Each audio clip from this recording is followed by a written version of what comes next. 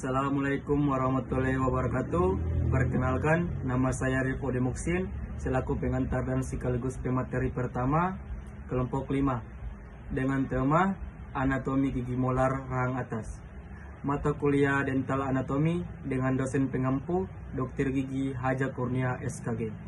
Baik, di sini saya akan memperkenalkan anggota kelompok kami, yaitu Rifda Aisyah selaku pemateri kedua, lalu Renita Tufinjalang selaku pemateri ketiga, lalu Rian Arfandi selaku pemateri keempat, dan saya selaku pengantar sekaligus pemateri pertama. Di sini saya akan menjelaskan apa itu gigi molar rahang atas. Gigi molar rahang atas adalah kelompok gigi yang terletak di bagian posterior atau belakang rahang atas. Gigi ini memiliki fungsi utama untuk mengunyah dan menggiling makanan. Pada rahang atas terdapat 3 molar di setiap sisi, yaitu molar pertama, gigi ke-6 dari garis tengah, molar kedua, gigi ke-7 dari garis tengah, molar ke-3, gigi ke-8 dari garis tengah, dikenal sebagai gigi bungsu. Totalnya ada 6 molar di rahang atas, yaitu 3 di kiri dan 3 di kanan. Fungsi molar adalah mengunyah dan menggiling makanan menjadi partikel kecil agar lebih mudah dicerna, menjaga kestabilan rahang dengan menopang struktur gigi lainnya. Molar rahang atas terbagi menjadi beberapa pandangan, yaitu pandangan bokal, lingual, mesial, distal, dan oklusal. Pada bagian bokal, palatal akan dibawakan oleh saya, dan pada bagian mesial akan dibawakan oleh Rifda Aisyah, dan selanjutnya pada bagian distal akan dibawakan oleh Renita Tufinjalang, dan yang terakhir pada bagian oklusal akan dibawakan oleh Rian Arfandi. Pandangan bokal. Bokal adalah bagian gigi yang menghadap ke arah pipi, bentuk trapezoid. Oten oklusal lebih besar dari oten cervical, ukuran lebih besar dari M2. Kaps mesiobokal lebih besar dari kaps distobokal. Konvergensi bokal. Otain mesial hampir lurus dan menjadi konveks pada area kontak mesial. Area kontak mesial berada pada persimpangan oklusal dari sepertiga tengah. Otain distal konveks. Area kontak otain distal berada di pertengahan sepertiga tengah. Otain oklusal menunjukkan 2 kaps, yaitu mesiobokal dan distobokal. Kaps mesiobokal lebih membulat dari distobokal. Terdapat bokal groove yang lebih panjang dari M2 dan berakhir di pit. Bokal terdiri dari beberapa bagian, yaitu akar mesiobokal, akar palatal, developmental depression mesial, garis cervical, titik kontak mesial, developmental groove bokal, kaps mesiobokal, kaps mesiopalatal, kaps distobokal, kaps distopalatal, bifurkasi, dan akar distobokal. Pada bagian palatal, palatal adalah bagian belakang gigi yang menghadap ke langit-langit. Mahkota lebih lebar secara mesiodistal kecuali pada sepertiga cervical. Terlihat 2 kaps, yaitu kaps mesiopalatal dan distopalatal. Kaps mesiopalatal adalah yang terbesar. Kaps distopalatal terlihat lebih membulat. Kaps Carabelli terletak lingual dari kaps mesiopalatal.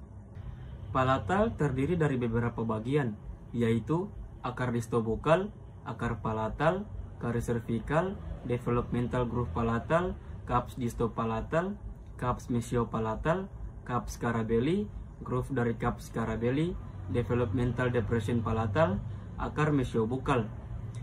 Itulah materi yang bisa saya bawakan. Selanjutnya dibawakan oleh pemateri kedua, yaitu Rifda Aisyah. Baik, terima kasih. Saya Rifda Aisyah selaku pemateri kedua akan memaparkan pandangan mesial. Yang pertama, mesial adalah bagian gigi yang mendekati garis median. Yang kedua, bentuk mahkota terlihat pendek dan lebar secara fasiolingual. Yang ketiga, terlihat kelengkungan pada sepertiga cervical. Yang keempat, permukaan terlihat konveks. Yang kelima, terdapat permukaan konkav di area kontak. Yang keenam, terlihat 2 kaps, yaitu mesiobokal dan mesiolingual. Yang ketujuh, kaps mesiobokal lebih besar. Yang kedelapan, kaps mesiolingual lebih panjang. Yang kesembilan, mesial marginal ridge terletak lebih ke oklusal dari sisi distal. Yang terakhir, garis cervical melengkung arah mahkota. Terima kasih. Mesial terdiri dari beberapa bagian yaitu akar palatal, trifurkasi, garis servikal, groove dari caps carabelli, developmental groove palatal, triangular ridge distopalatal, caps ridge mesiobuccal, marginal ridge mesial, triangular ridge mesiobuccal, caps ridge mesiobuccal, titik kontak mesial, crest buccal, developmental depression mesiobuccal, akar mesiobuccal. Baik, terima kasih. Itulah materi yang bisa saya bawakan. Saya akan memberikan kepada pemateri ketiga. Baik, terima kasih. Perkenalkan, nama saya Renita Tofenjalan selaku pemateri ketiga. Di sini saya akan memaparkan pandangan distal. Distal adalah bagian gigi yang jauh dari garis median, menunjukkan konferensi distal yang terlihat aspek bukal dan palatal. Terlihat dua caps yaitu distobukal dan distolingual. Distal marginal ridge lebih pendek, lebih konkav, dan terletak lebih servikal dari sisi mesial. Garis servikal semelengkung sisi mesial. Distal terdiri dari beberapa bagian, yaitu akar palatal, garis servikal, titik kontak distal, caps ridge distopalatal, marginal ridge distobukal, triangular ridge mesiopalatal, ujung caps distobukal, dan caps ridge distobukal. Itulah materi yang saya bawakan. Selanjutnya saya akan memberikan ke pemateri keempat. Saya sebagai pemateri keempat akan menjelaskan pandangan bagian oklusal. Oklusal adalah kontak antara gigi geligi. Bentuk mahkota persegi atau romboid. Konvergensi distal dan bukal. Perbedaan diameter bukal lingual dan mesiodistal 1 mm. Terdapat sudut yang tajam, yaitu sudut mesiobukal dan distopalatal. Terdapat sudut yang tumpul, yaitu mesiopalatal dan distobukal. Gigi lebih lebar secara bukal lingual dibanding mesiodistal.